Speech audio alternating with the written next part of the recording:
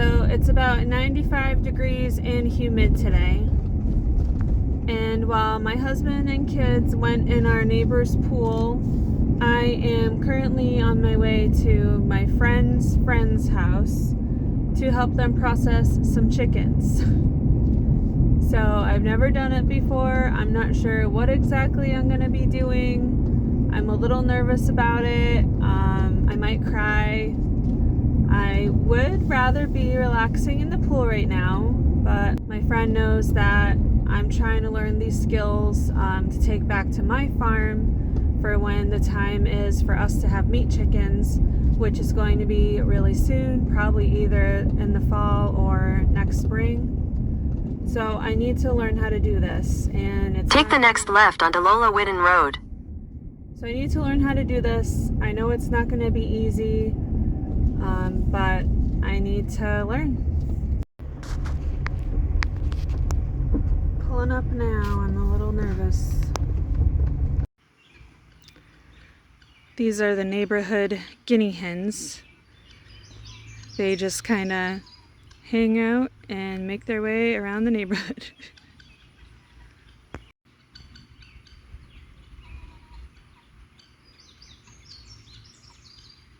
I hope they don't attack my van.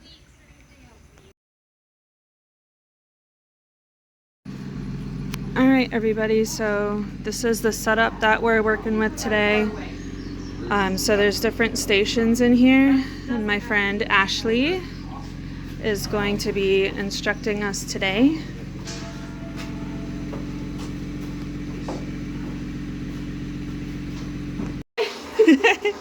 This is my friend. So nervous? This is my friend Ashley, everybody. She's going to be instructing me today. So there's this pretty neat setup. There's different sections over here she's going to tell us about. Okay, so the first part, so the birds are going to be outside, out here. The trailer's going to be backed up. The birds go into the cones. We cut the jugular. Blood drains into this. It's going to have a hole in it and drains into the bucket below it that we're collecting everything, trying to keep everything clean. The blood will later go into compost. From here, we've got this thing that dips into our scalder.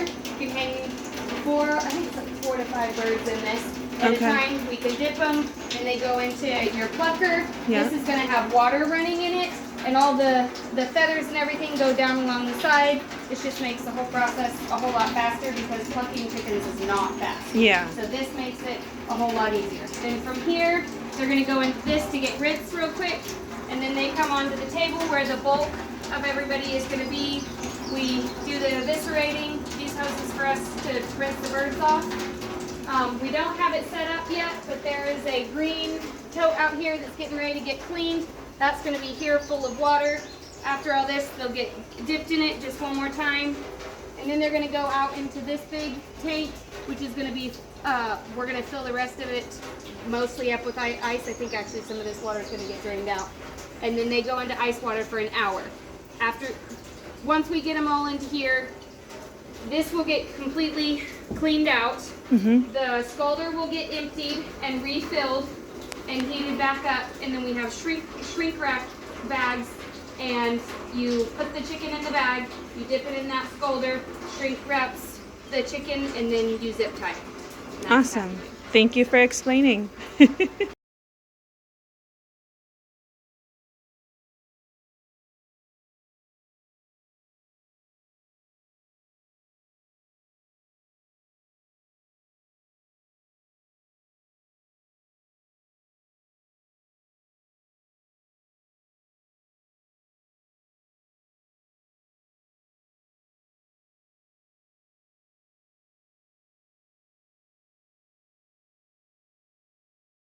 Okay, so that was interesting.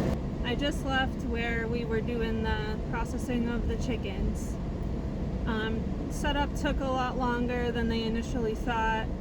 So it was a pretty good setup that they had over there, but it hadn't been used in about like 10 years. The farmer that owns that building and had that whole setup, they got out of processing chickens commercially almost like 10 years ago now.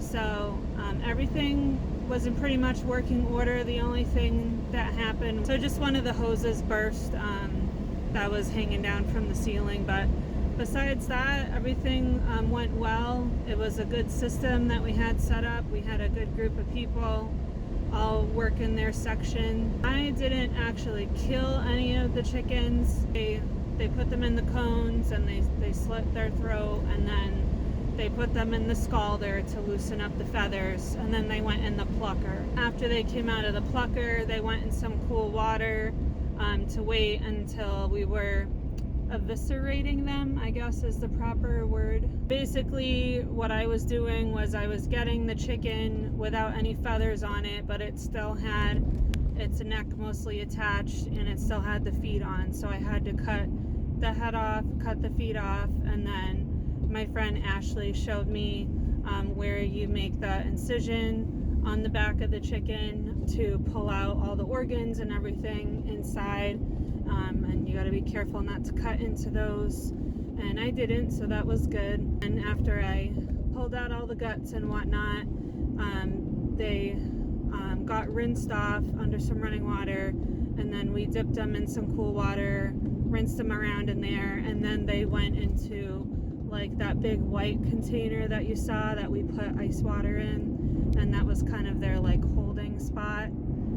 So I actually have 2 chickens in the van right now. They tried to get me to take more, but I said, oh, 2 is okay. And these are the Cornish cross chickens, so they're really big. So I don't even know if I'm gonna have a container like big enough for them. We weren't able to put them like in the bags yet because they have to change out the scalding water first. So they were doing about 65 chickens, and by the time I left, we only had about around 20 or so done. And I had already been there for almost 4 hours at that point. So anyways, I got 2 chickens right now in the cooler and some ice water.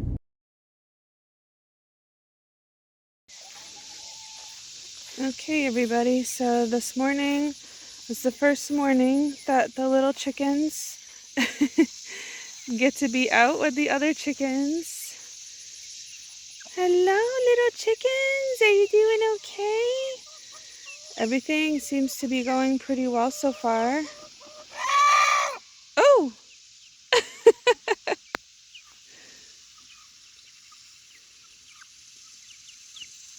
The bigger ones are not bothering them.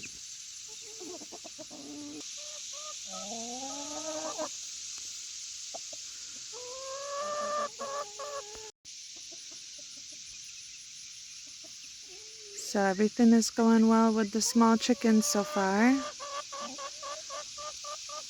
So last night I came out right at dusk, and I put the smaller chickens, who aren't so small anymore, especially the white ones, I put them in the chicken coop. And this morning they all woke up together. A ladybug! You see a ladybug? Oh, it almost landed on me. Ladybug chicken!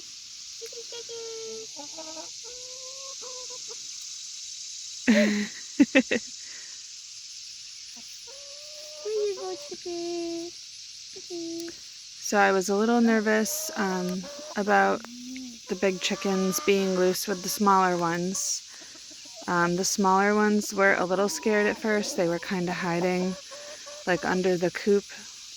But then once I came in and they saw me, they came out and they got some food, and they are definitely loving being out.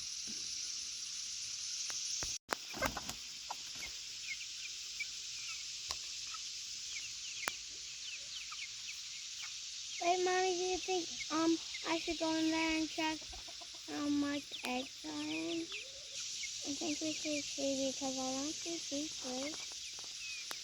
Peaches is over there, I think.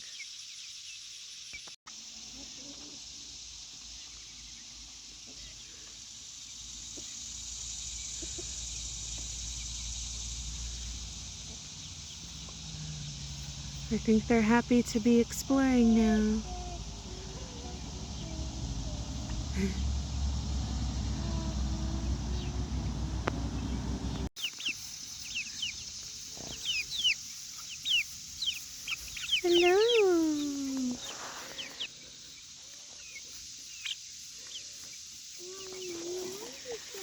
So they're used to being in the crate. So what I did was I just put their food back in there and just put their water right outside. I'm just going to leave the door open. We were using those panels for the pigs pen, pig shelter, but it's not completed yet. So I'm just going to leave those panels propped up like that because that'll just be like a safe zone for them. Not that the other chickens are bothering them though, so things are going really well so far with them all getting along. The only thing that I think is going to be tricky is trying to get these chickens to eat, you know, the starter grower food, and then my other hens are on the laying hen food, so it has more calcium in it for egg production. So that'll be a little interesting. I'm going to have to do a little research. Hopefully they'll just kind of eat their separate food, but we'll see.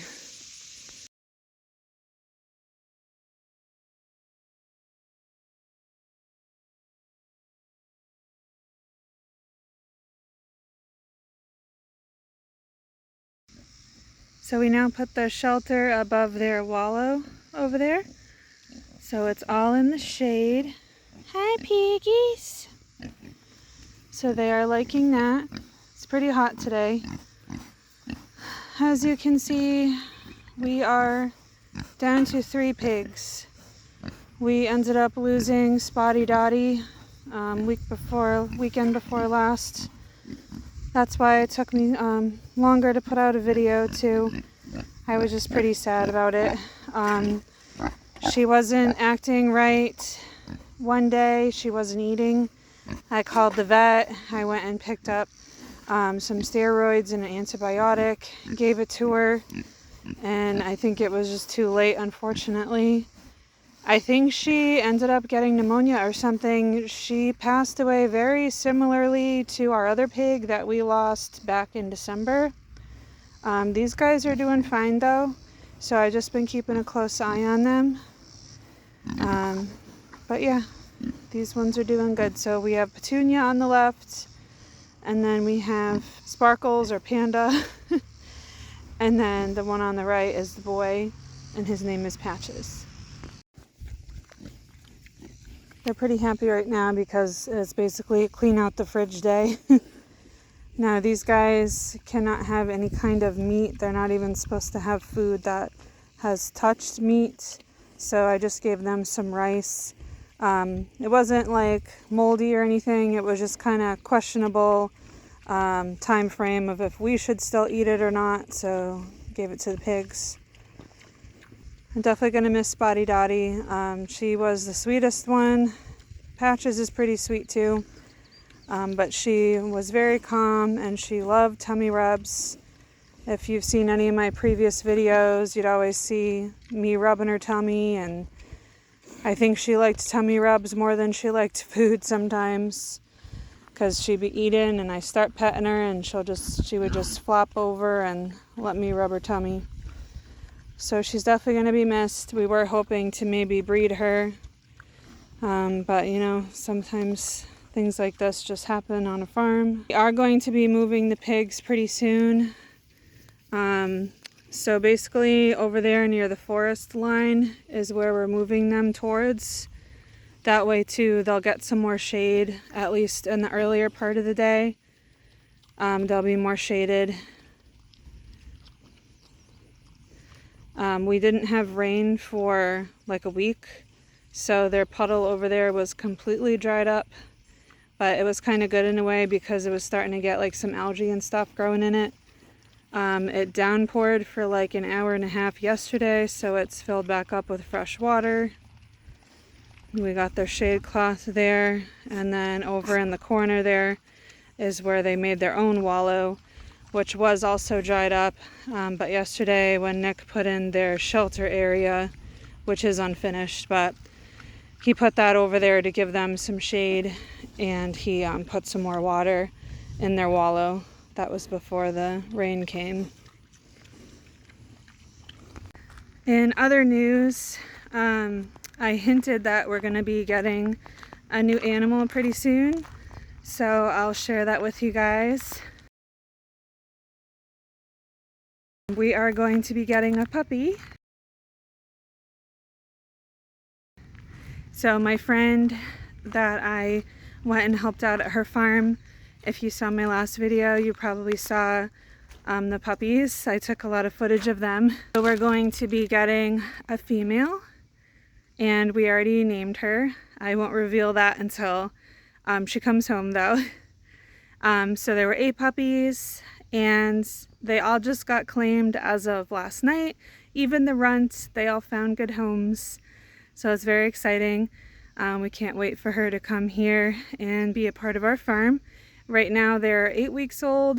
They're still training, learning to be guard dogs. They're being brought up with goats and chickens right now, which will be perfect for us. So she'll be coming home in about 3 weeks. Baby chickens are doing well. They're really enjoying being out here. Everything went fine with the other chickens. They mingled in okay, without any problems. Some of the little chickens have started going into the coop at night with the big ones. The first night, I would say almost like half of them went in. And then the second night, which was last night, I think only one of the red ones went in. So I have to gather them up at night and put them in the coop with the big chickens. But they're getting it.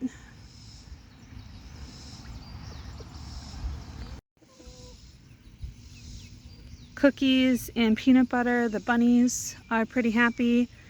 I just moved them today onto some fresh grass. I did have them in the kennel area with the chickens, but they were not on grass.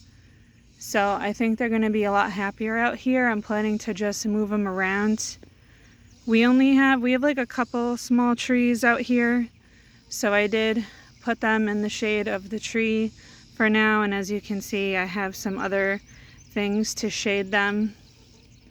It'd be nice if they could just run around in here, but I would be worried they would get out or I wouldn't get them back in. Something would happen to them. I'm hoping in the future we can build them like a bigger little... I'm hoping in the future we can build them their own larger like rabbit hutch where they can still be on fresh grass. Maybe we can put wheels on it or something. So maybe they could go up into the top of it, you know, to go to sleep and everything, but then during the day they could come down and be right on the grass. That would be great. So I'll have to design something and see if Nick can build it.